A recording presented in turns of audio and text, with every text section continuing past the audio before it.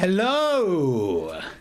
Hey! Oh! Hello, There he Matt. is! There he is. is! There he is. Look at him Look at again. your face! I can grab your little cheeks and then grab your little forehead, your thigh and your chin.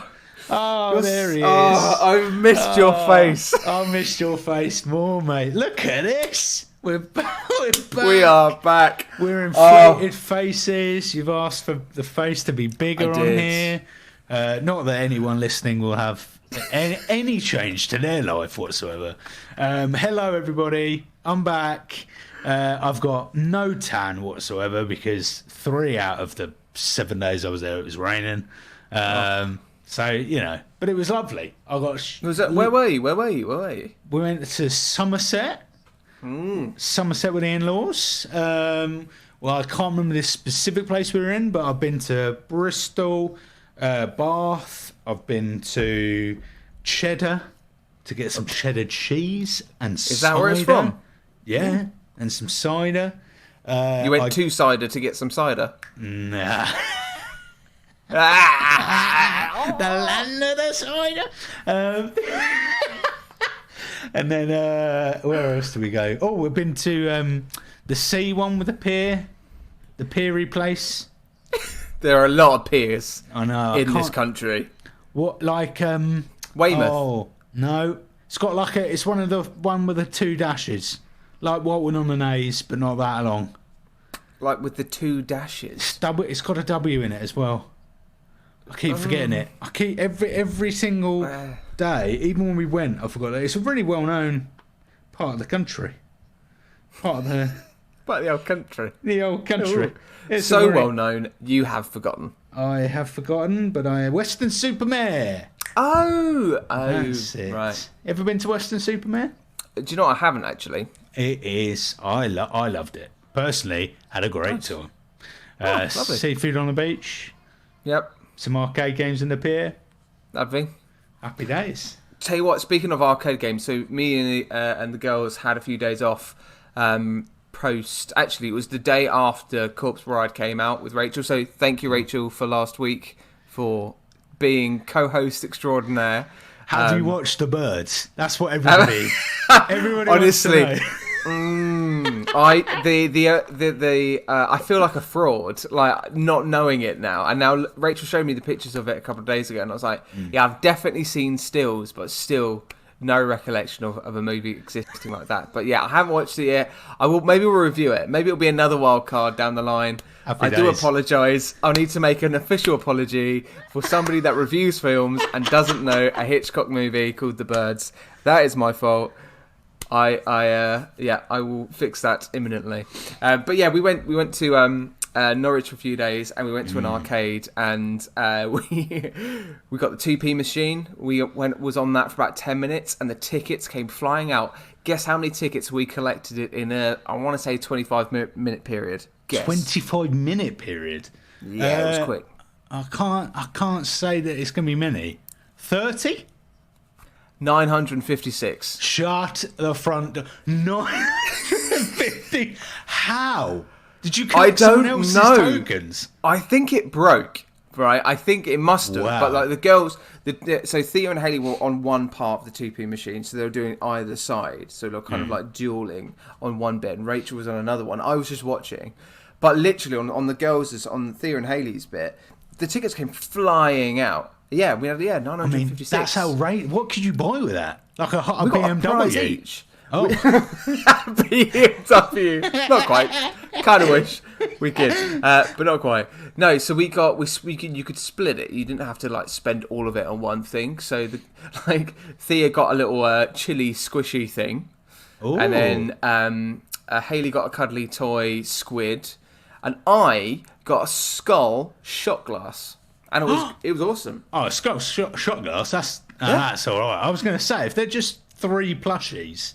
No. For over 900 tokens. What is this? I know. Well, that's the thing. It was quite. Rachel was like, "That's going to get us not a lot because we haven't been there that long." But yeah, no, 956. It was great. Yeah, Norwich was great. We were there a few days, and then we just came back yesterday. Yeah, Norwich is a lovely place. Before we carry on much more with this podcast, Matt, I'm just going to take a swig of coffee. Tell me what you notice. Oh, hello. Have you got yourself a little Avengers mug there, my friend? I have indeed, little Marvel. Look at that. Oh, lovely. So I tell you where, Asda price. Ooh. Nowhere fancy for this, but look at that. Is that Hawkeye top right and top left? Or is that Black Panther? It's got to be Black Panther, right? Oh, it's not focusing. Oh, no, yeah, it's Black Panther. Black Panther. But what's the middle one? Am I being stupid? Can't work out the middle one. It's not Captain Marvel, is it? So No, Captain Marvel's the other one. What yeah, is this that one here. That's Hawkeye, isn't it? Oh, possibly. What is that middle one? Sorry, You've I'm stumped me now. filthy noise of drinking on the live podcast there. Yeah. What is that? No, Black Widow. It's Black Widow, mate. It's Black Widow. Oh, Black Widow. Oh, Yeah. so we got Hulk, Captain, Black Panther. Don't know why Black Panther's on there twice. Got to be honest, but hey ho. Thor. Oh. Yeah, it's Lovely. weird. But yeah, no, I So, thought so no Hawkeye then? no Hawkeye. Hawkeye don't exist. So 2 Black Panthers and not a single Hawkeye. That is savage. Isn't that standard, hey? Isn't that standard? But anyway, right. So, Forrest, it's just a joy to see your face. Aww. We have been meaning to do this movie for a few weeks now. I just looked at the last time we spoke to each other. The last time we spoke to each other on a podcast was 20 days ago. Wow. It was the 8th of August. We so have this is abandoned long you overdue. for too long. This is long overdue. MCU stuff was going to be coming back very, very soon. Before we go into the movie, we're going to talk about... Can we just quickly talk about these announcements that we've just dropped over the last few weeks? It's been mental. Honestly, since I went away, it's all kicked off, mate. It really has. So first, so this Saturday the 2nd of September. Yes, Cannot believe we're in September already. By the way, man, that's mad. Pure filth. 2nd of September, 4:30 p.m. We are live for the first time in person together as part of Colchester's Invasion. It's their comic convention each year in the city, not even a town anymore, in a city of Colchester, at the Mercury Theatre. Come on down, and you will see myself and Matt doing all kinds of shenanigans. Yeah, I think we're going to use it as an opportunity for us to do our movie review, monthly roundup, rumours and news review. So we'll talk about that for about an hour. Do turn up, have a good day, around Colchester, around the town as well. Go and do everything you can do in that day. I think the day does finish in town around about 4:30, so it's a perfect time to then come to the Mercury and come sit down, grab yourself a drink, and be part of the live podcast. And we want people to be there in cosplay. We want people asking questions about Marvel, DC stuff, any news that you might have noticed, anything that you're excited about, not excited about. It's all going to be open floor kind of discussions as well. Bit of larks, it will be a bit silly. We'll be a bit, I'm going to be too excited.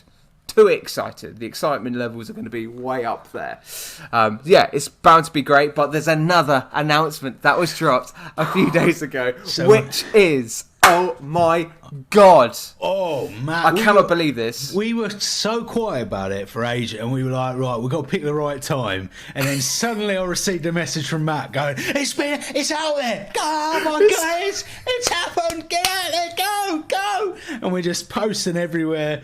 Matt, you announce it, mate. Okay, so me and Forrest are going to be part of the Creators Pavilion at the MCM London Comic Con this autumn. So on October the 26th to the 28th, through from the Thursday, Friday, so 27th to the 29th for the Friday, Saturday and Sunday, we will be there the whole weekend on the Creators Pavilion. Just a stall of the Don't Be a Hero podcast. We'll be doing a live podcast on one of the days. We're going to be interviewing on one of the days. We're going to be doing all kinds of stuff as well throughout the Sunday as well. We want to interview as many people as possible, do as many clips. And it's an opportunity for you to come and see us as well. So we're going to have a stall there, all kinds of interesting stuff happening.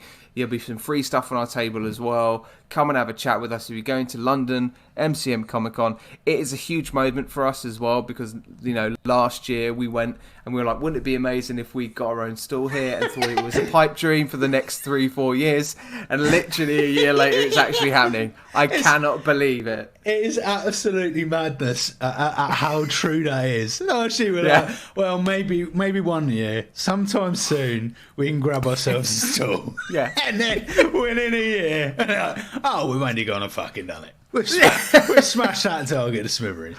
Mate, it's mad. It's mad. Please do come and see us at both events. Go to Comic Con. There's some great guests this year. Like the whole event looks insane. The panel event it's absolutely stacked. The signings that are there. We've got the cast from Witcher 3 of the video games are there. There's Halo cast there. There's Twilight cast as well that are there. There's Stephen Amell as well that's going to be there. That's not everybody. There's so many more people. Ellie from The Last of Us, mate. That's what my God. I can't believe Ellie from The Last of Us is going to be there. That's what I'm most excited for. And what my newest target is for us to have that actress, Ashley, I believe is her name, Ashley, to come to our stall and do a little soundbite as the voice of Ellie, announcing the Don't Be a Hero podcast. Because if we could use that for a future podcast, I would absolutely wet my panticles. Honestly, what a day. I think on one of those days in the weekend, you and me, Forrest, need to cosplay. So we're going to be up there the whole weekend.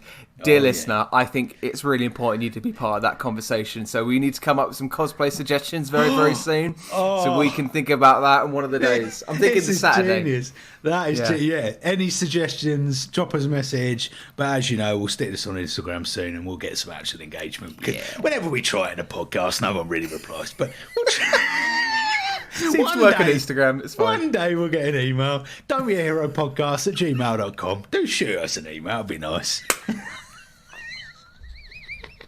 It's alright, because Comic Con's emailing us now, so you know. That's true. That's true, mate. That's it. Who needs our you, inbox is filling up. Your disappointments. Oh, God. That's me cancelled again, isn't it? That's you gone then. That's the flash reel and this reel. That's me done. It's alright, Rachel will be back next week, guys. Alright. But what are we looking at this week, though, Matt? Oh my gosh. This week we are talking about Singham.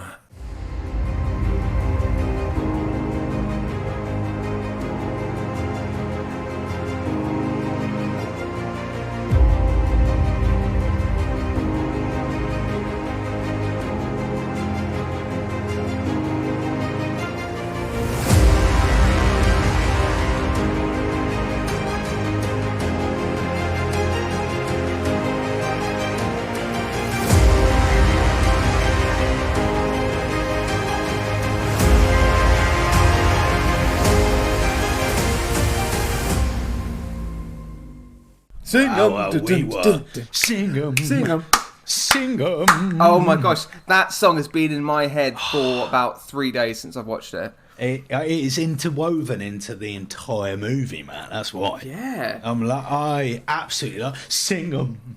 It's I have just finished the film. Literally about 20 minutes before we came on here, I finished the film. You did me. I usually do that. It's fresh in my brain. It's amazing. Fresh in my head. We're doing Singham. We've reached Bollywood. That's how far we are reaching these days. I think this is, in terms of like the premise of our wildcard movies, this is the perfect movie because it really is something we wouldn't have even thought about reviewing. And the fact that it was suggested is great. So thank you, dear listener. I think was it your mate Alfie that suggested it? It was Alfie, my dear friend Alfie. Thank you so much. And also, I'm going to use this opportunity to say, Alfie is the last person I've ever met in my entire life I would consider as someone who would have ever gone and actively found a Bollywood film to watch. So, Wow. I mean, I'm intrigued, Alfie, how you found this film, and let us know your thoughts. But what were your overriding thoughts Oh on my Singham? gosh. So, very first, I mean, in terms of my memory, very first Bollywood movie that I've watched in its entirety. My overall thoughts, oh my gosh. It's a spectacle. In its own way, like it is a spectacle of a movie that needs to be experienced. I think I put it in a story a few days ago, encouraging some UD listeners to come and watch it as well. It's only a couple quid to rent it on Amazon Prime. Did you do the same thing? I rented it on Prime. But like from start to finish, it is action packed. There is stuff happening. The scenes are really, really quick. The cinematography is so unique, for good and bad, I want to say, on some levels. But the characters are so heightened. The story is questionable. The fact that I love, right, is Singham. All Singham wants to do is be an honest police officer, but the way he goes about actually becoming an honest police officer is probably the least honest thing you could possibly ever do. Yeah. But that's like the whole premise, is that he just wants to be the good guy, and the music, the singing in it as well, it's just bonkers. I mean, I took it for what it was, and in all honesty, it was like 2 hours 15. This movie compared to The Corpse Bride, that's a whole hour more. Like, I didn't really notice it that long, to be honest, because I was just smiling, to be honest, the whole way through. The fact that he's just slapping a bitch here, there, and everywhere, like there's a big kind of like thwack. I was like, it's like this is an Avenger. This is like an Avenger we need in here. It's like Captain Forehead. That's boosh, and they're flipping in the air. He slaps like defy the laws of physics. Like he slapped one dude and he just did like 4 like forward flips. Like what? How does that work? It was equally my first Bollywood film. It is a pleasant feast for the eyeballs. That's good, yeah. Feast, yeah. A feast for the eyes and a feast for the ears. All senses. Well, no, not touch. I could, but most senses were feasted. It was great. It was just amazing, and there's a lot to pick apart. Even though it's 2 hours 15, it is a very rich 2 hours 15. There's a lot in it. At one point, quite early on, I was slightly concerned about the fact that the language barrier might make the plot almost inaccessible. But then, actually, as we went through the film, it was a complete pleasant experience for me. I completely understood what happened. Completely get all of the characters, and loved it. I think they kind of went from to English as well. They did an English translation at some points, like here and there. But I also felt like the bits when they put in the English, I was like, you don't need to do that. Okay, it didn't. It felt like it was at random bits where it wasn't really furthering much in the plot anyway. Is that because there's no Indian translation for? That's what I'm thinking. That must be the reason, because it all kind of like came in at different random points. Yeah, because there was one moment where they were mentioning like hit and run. They were going through certain crimes, and they were all in English, and I was like, I'm intrigued by that. Now let's give some context to this movie before we go straight into the plot and talk about narrative and stuff. Now this is the one we watched was the Singham that was made in 2011. This is a remake to a Tamil version that was made in 2010, of which there are some cast members that were also in the Tamil version and in the Hindu version as well. So the ones we watched was the Hindu version that was the successful one. The Tamil one was considered to be a flop originally, but this one was absolutely huge. This really did make a lot of Bollywood performances, their careers. The antagonist, that was is it Shakiri? His role was also the same role in the Tamil version, and so he reprised his role. Oh, really? For this. And and apparently post this movie, this started his whole career. Like, this really kickstarted everything. His acclaim to fame. He was even more famous than Singham himself as a villain, and he was cast in lots of other villain roles in Bollywood post this movie. But this came out 2011, so what? Yeah, we're talking quite a few years ago now. There's been a second one, and I'll be quite honest, I really want to watch Singham Returns.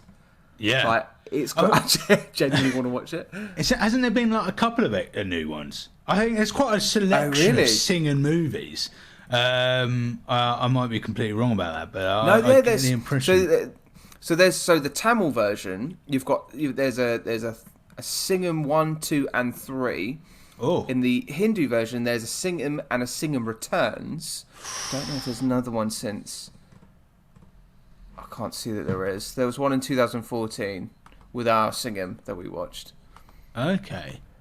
I mean, this guy... So I'm looking at Prakash Raj, who played the antagonist.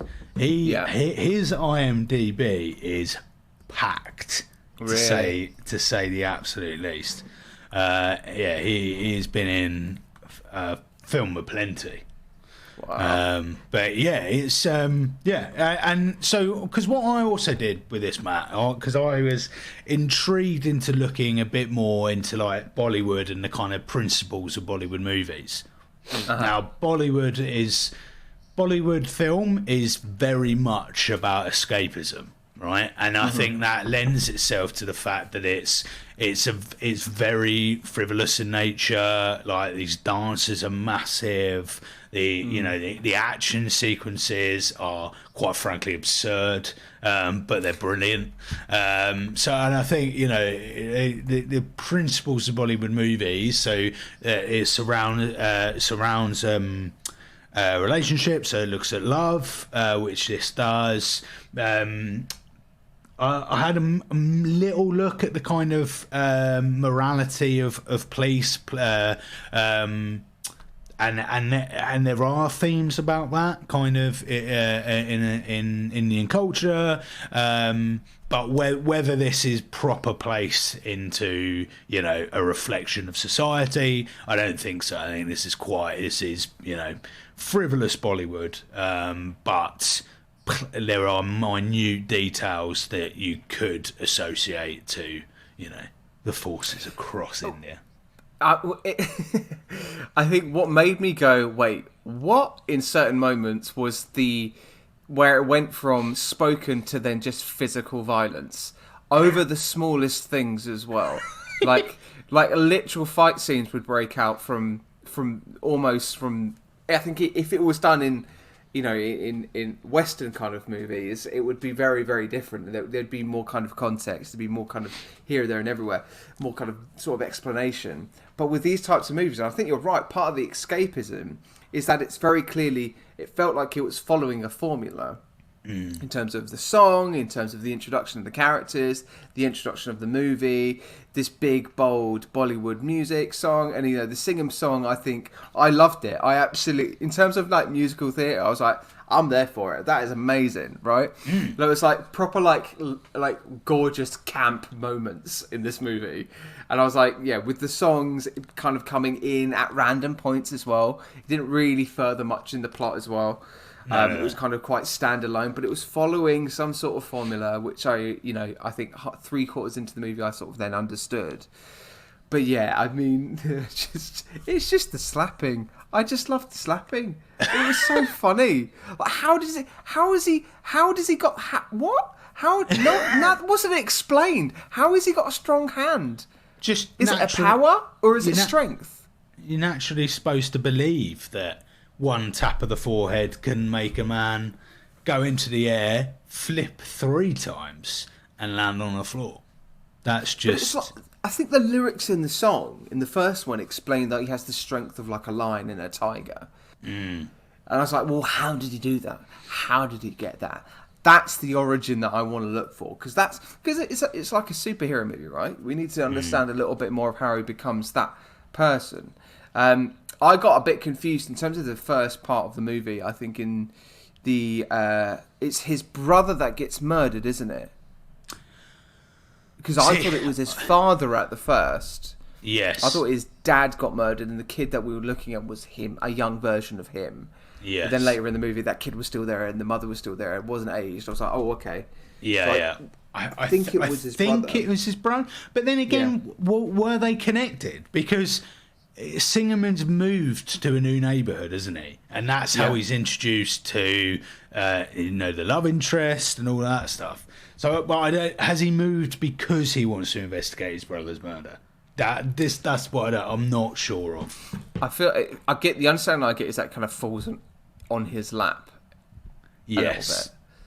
A little bit. But they film it in Goa. Yes. And the whole film is on location in Goa, and they use Goa as the location as well, where he kind of escapes to. And the first thing I want to dive into is him meeting the love interest, Kanya. That is the name of the daughter. So this is funny. Yeah. This is probably the most absurd part of this movie. Is what I can only describe as man half meets woman. Not even like no formal introduction whatsoever. No. Just in passing sees woman absolutely infatuated by man. Oh my god, yeah. And basically ropes him into love, wedding, marriage. Yeah. I nothing in between there. Nothing in between. Just is that Singham? Well, me like me some Singham. Whether Singham has any interest whatsoever, and then is just we're just curtailed into a massive love story, just out of nowhere. It comes out of absolutely nowhere. We have no understanding as why, how, what's the attraction, why the attraction. It just goes, oh yeah, no, I love you. I'm telling my parents in front of them, my nan, I love him. I'm going to marry him. Is that okay? I'm going to marry you, Singham. And Singham's like, okay, let me think about that. And then agrees to it, and then they get married, and what do they? I don't even know. We don't even see a wedding, but they're together halfway through the movie. But we get a very pleasant love song between. Oh, the love song is great. So and the love song. Did you suddenly feel, as soon as it started, I was like, it felt like Christmas, but it also reminded me a little bit of Love Actually.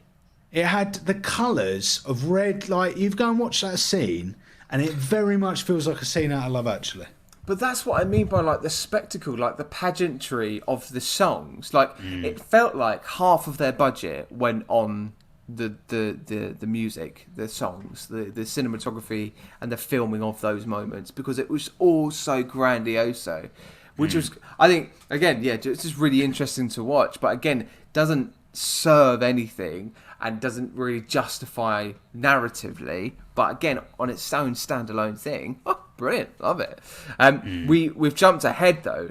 The first meeting of Singham officially with the love interest was the fact that she was pretending to be a ghost, and she was wearing this ghostly mask, scaring people. But that's after they first meet, though.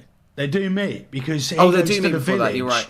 He goes to the village, and the dad's on the phone. Oh, just in case we didn't get that a little, piece of comedy. He's constantly on the phone, and they build that initially, and you're like, oh yeah.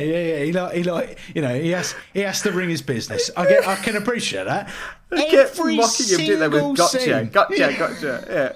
Every single scene. It was like, just in case you forgot, this character might be on his phone a fair bit. It was like the director that went, okay, so your character, is going to have his phone going off the whole time. Okay, cool, yeah, why?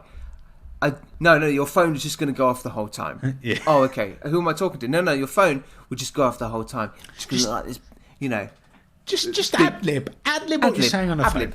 Yeah. Just create, go with That's it. enough character. Go with it. Oh, yeah, buy me the stock exchange. Oh, yeah, what? She's in love with you? Oh, yeah, buy me, get off the phone. I was like, I cannot keep up with this. But to return to your lovely scene with the ghost. Oh, the ghost. That was that was very like it was almost a bit of commedia dell'arte, a bit of physical, wasn't it? Absurd physical comedy there. The police guard and his face is very the mask facially was absolutely terrifying. I mean, the fact that they go through various people and making them jump. Oh, isn't this funny? We're doing all these pranks. Okay, let's do Singham next. Okay, and then she comes behind and goes, oh, behind Singham, and she just literally gets slapped straight across the face instantaneously by Singham, and then takes the mask off, and Singham's like, oh no, I love you. Like it just becomes this. The music becomes way too romantic so quickly. It's like you just slapped her in the face, mate. Why isn't she reacting to that? Also, she was like, "Thank you for the slap. I now love you." Like it was so bizarre. Yeah, I couldn't. I was like, the love story I can't really get on board with. He did apologise for the slap later in the next scene. To be fair, he does apologise. I'm sorry, I slapped you. Okay, cool. I think that's what, and I'd need to watch more Bollywood to know. But the jump from genre to genre, couldn't keep up with, mate. Because one minute you are put into a real conversation, a drama. Like they're talking about, what is it to work for the police? Like you've got people who are poor, the most poorest people of society. Got a really in-depth conversation, and in the next scene, I'm taken completely away from that to some kind of love romantic song where they're looking at each other and there's dancers in the background giving it all of that, and I'm like, where have I been taken? I think you just got to allow it to happen. This is one of those movies where you just got to allow everything just to happen in its own right, and taking away narrative, taking away reason and whys and the hows, and just experiencing it for what it is. But mate, I literally could not keep up. The time jumps in this movie is absolutely insane. I couldn't tell whether it was one day that was passing or it was 6 months that was passing. I think there was one bit. Yeah, no, it was. It was the love interest bit. It was the bit where they courted, but then what felt like 6 months, they then lived together. But that must have been actually a couple of days. Like it didn't really make any sense. It was Kavya's mate who was in the white shirt that was running around that James Corden funny guy. What was the faces that he was making to camera with the tongue out? That was and the hide and seek moment. I was like, what is this? I felt violated. It was straight at the cat. Like, I was like, mate, what is? I don't want to be any part of this. It was like this. Wait, I'm gonna get the camera up, okay? So it was like a shot like this, and he was like Singham was like looking for them, right? Singham was like looking around the room, and he calls his name, and he goes, it's like, and it's like why do we see that was invasive? No one needed to see that. Sorry, I did that. It really needed, why did the director not see that and just go, hey mate, yeah. I think we can maybe just lose the tongue. I reckon just pull the face without the tongue. Yeah. All right, mate. What about this? The birds. Oh, just whispered the birds. Wow, the birds. So thank you for the reminder. I have done an official apology, just so you know. All right, you happy about that? Okay, fine. Go on. Yeah. Lovely. An insight into your life there. Yeah. Okay. Someone's having pizza. Bank holiday Monday. Yeah, bank holiday Monday. All bets are off, mate. Don't care. Splash. Yes. Yeah. Weird moments. Very, very odd. The naughty heart. I'm looking at my notes. Oh my god. The song about the naughty heart. The naughty heart fell for you. The naughty heart. The naughty heart fell for you. The naughty heart fell for you. Also, another phrase that I absolutely loved, which I think didn't quite work with the translation. I've got to try and find it now. Oh yeah, here we go. You ready for this? Slightly later in the film, and I think Singham says it.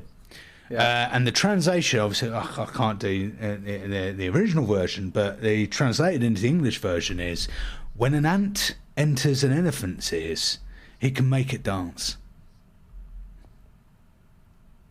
Wait, what? So there was no delay there. I genuinely needed time to process that. Say that again. So, when an ant enters an elephant's ears, he can make it dance. That sounds like a little children's story.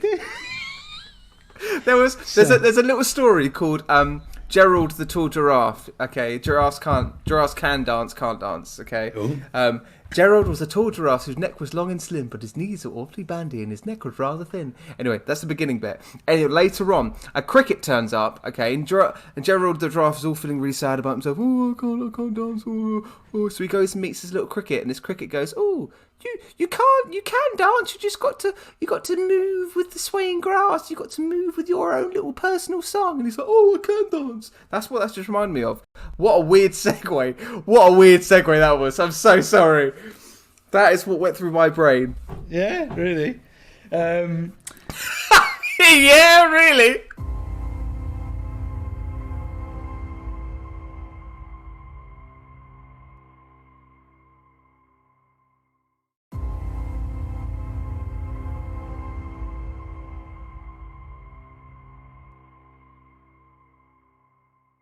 Mate, I just keep thinking about the Naughty Heart Fell for You, that's all.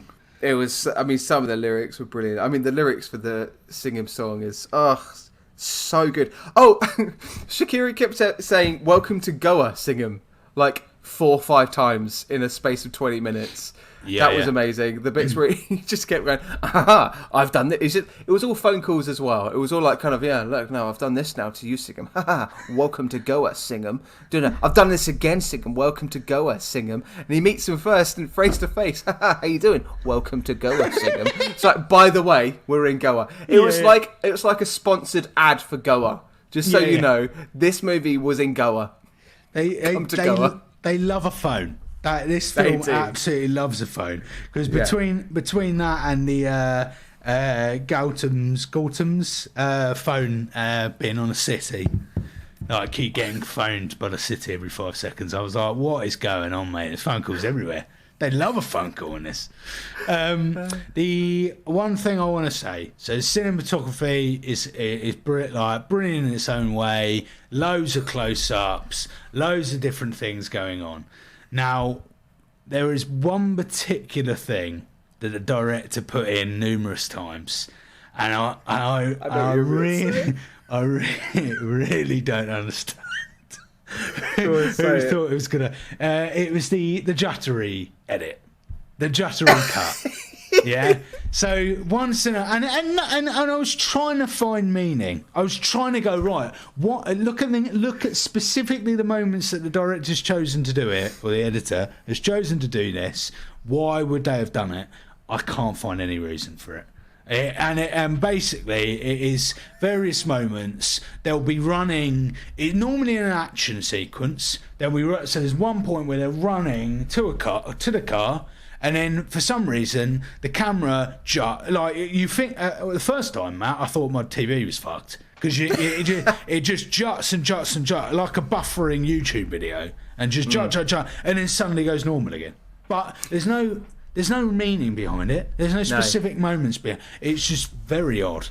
Do you know what it reminded me of was, and this is, I don't mean this disparagingly, but this reminds me of when I was doing my media studies A-level, and you find all the digital kind of like effects that you can do on the certain shots, and you're like, oh my god, yeah, this bit of slow motion, this Juttery effect, oh, let's put this filter on it, and you're like, oh yeah, I've got, like, I know YouTube, I have a music video with one of my old bands that it does exactly that, and I remember at the time thinking, that's badass, but I think maybe it's a dated thing, because this was 2011, maybe back then it was really cool. Do you remember Daz Sampson's song for Eurovision? What did you learn at school today? Yeah, so I did media studies GCSE, and we created a music video for that song. And there are some absolute belter of shots. I want to see that. There are. I've got to see that. I will show you one day, my friend. Oh my God. But yeah, it's absolutely, yeah. I think, yeah, it's.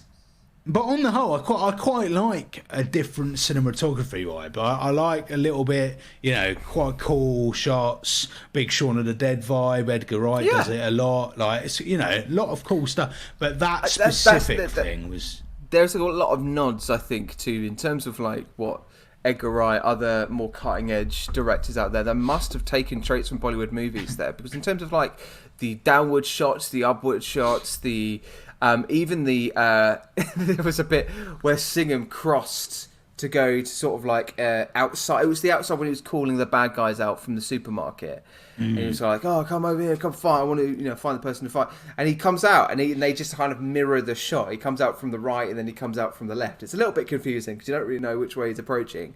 But like those types of shots you see in other directors more in Western-based indie movies. So there are influences in there, 100%. There is one bit that kind of irked me, was the needless, and I think you probably could have cut the runtime by about 20 minutes if you just got rid of these. But the flashbacks, the consistent flashbacks, I don't know if that's a thing. Again, that might be a Bollywood thing, but like there were flashbacks about things that happened not 5 minutes before. Like literally, we saw a bit in the movie. Okay, great. And 5 minutes later, Singham's having a little flashback of what we just saw in that bit. We haven't got short-term memory loss. We will remember that. We can read that through your acting. Like, it was interesting. And also, they weren't of grave importance either. It's not like they were a vital moment. It was just like a conversation they'd had by a car. I was like, okay, yeah. That's all right. It was like flashbacks of like looks or somebody taking a swig of water. Like it wasn't serving anything. That was so strange, and again, it kind of like took the pace out of it a little bit. But those moments were strange. But yeah. I think we need to talk about the action sequences. There were some absolutely crazy moments. Cars flipped, humans flipped, the world flipped. The belt slapping, mate. The belt slapping. I popped that down as well. Yeah, that looked painful as. I think he legit did it. He must have, because it was properly making contact. It looked awful, but and actually, it was at that moment where I thought, you can tell that this film isn't an R-rated, isn't an 18+ film, because there was if I don't think there was any blood. I don't think you actually saw any blood at any moment. There wasn't any, there was some awful... That belt would have produced a hell of a lot of blood and a hell of a lot of mess, and there was nothing. It was like some, like, what am I trying to... Slap comedy kind of thing. Slapstick, yeah. Slapstick, that's the word I'm trying to think.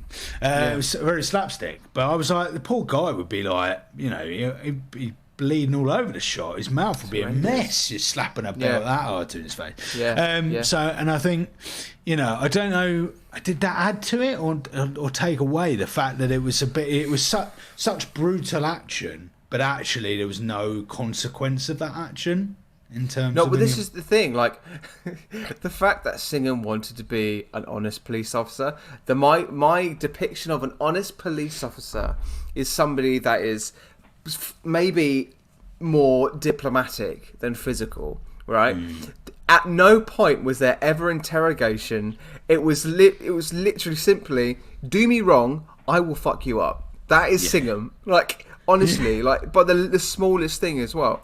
Like, he was so physically violent. I was like, you want to be an honest police officer, right?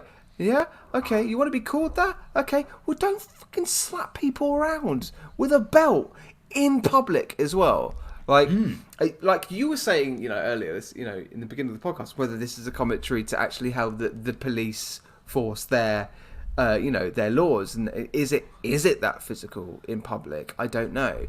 But like the turn to violence from a police officer standpoint was insane. The belt slapping, man, was probably my highlight. But my other highlight was the where he got the pole off, where he was just slowly just like bending the pole and then ripped it off like the Hulk and just whacked the guy in the back of the car and just absolutely caned him in the head with it. And then the car like span round and everything. But that was whole sequence was when mad. He dragged the guy out of the car whilst the car was in mid-flight. I was like, what a moment there.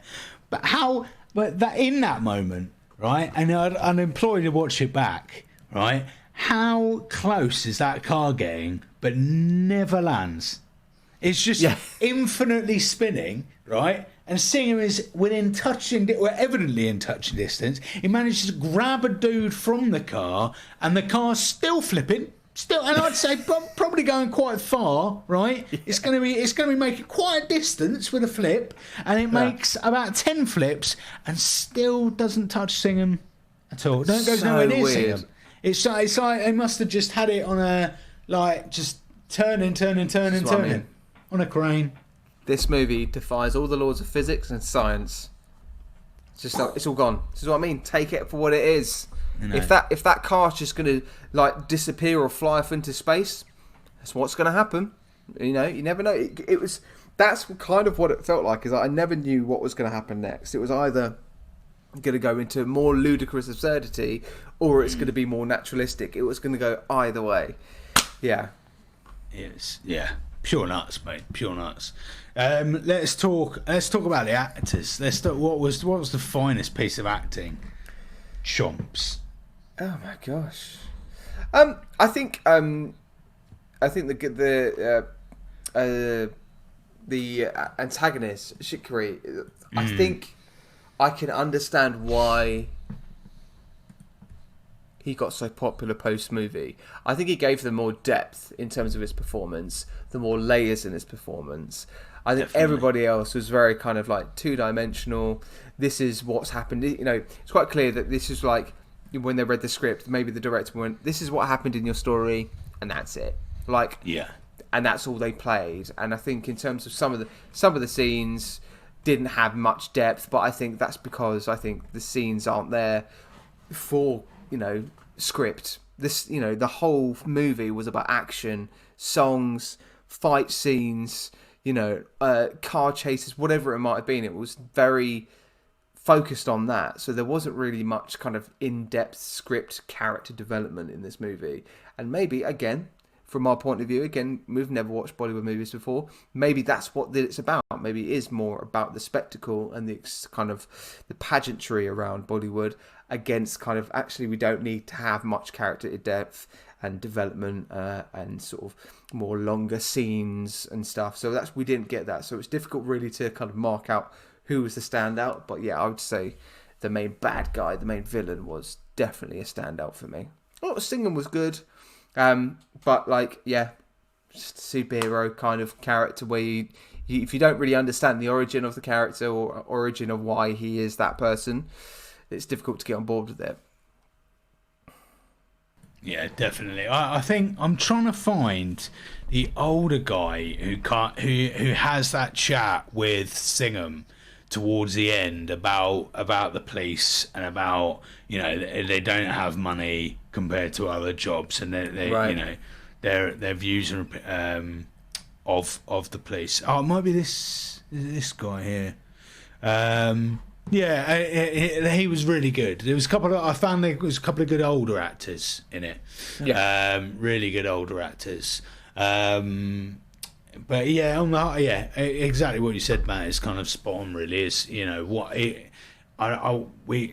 our first Bollywood film, so I don't really know if you're an actor within Bollywood, you could be the world's greatest actor, but actually, Bollywood characters are traditionally one-dimensional characters that are just right. What's your motive? What's your objective? That's legit. All you're going to play. You're not there to, But I don't know. It just feels very much like if you look at the character of who am I trying to say? The who's interested in him? Nandu. No, not Nandu. Yeah. It's Singham's brother, Kanya. If you look at the character of Kanya, then you're like, well, that's so one-dimensional. But that actress has been in so many films as well. So Yeah. I don't know. And again, like, I don't want us to be the people to judge in terms of what the character development or character choices. Even the director, so I think it was directed by Rohit Shetty. I'm looking on Rotten Tomatoes. Like, it's difficult to say, in terms of exactly what. So I was going to say it's difficult to say what the script was, what the story is. But like, in all honesty, that's probably what Bollywood is about. It's about showing the experience, the pageantry, the big moments, and really leaning into those big moments, and just the short bits of text serve that next moment, and that's what the focus is. Look, I'm just looking at the how much money it made from a USA kind of standpoint. It made 345.1k on its box office rating. I think in terms of, I think it doubled. I think in terms of its budget was like 20 million, something like that, and then I think it got grossed about 40 million in their local cinemas, which I think is amazing. I think it kind of very much, it feels like it's a cult classic. It's quite clearly a beloved movie in Bollywood because there's been remakes and there's been sequels of this loads. And to be fair, as much as the characters were there in a kind of very heightened, do you know what? The closest I can get with these kind of characters is kind of the delivery of the characters that we have in Batman and Robin with George Clooney. This kind of really just big out there characters, almost absurdist, comedy, not comedy situation, but taking it or leave it. You might either love that or hate it, But yeah, do you want to know the Rotten Tomatoes on it? Oh yeah, go on. Give it a rating. Hit me up.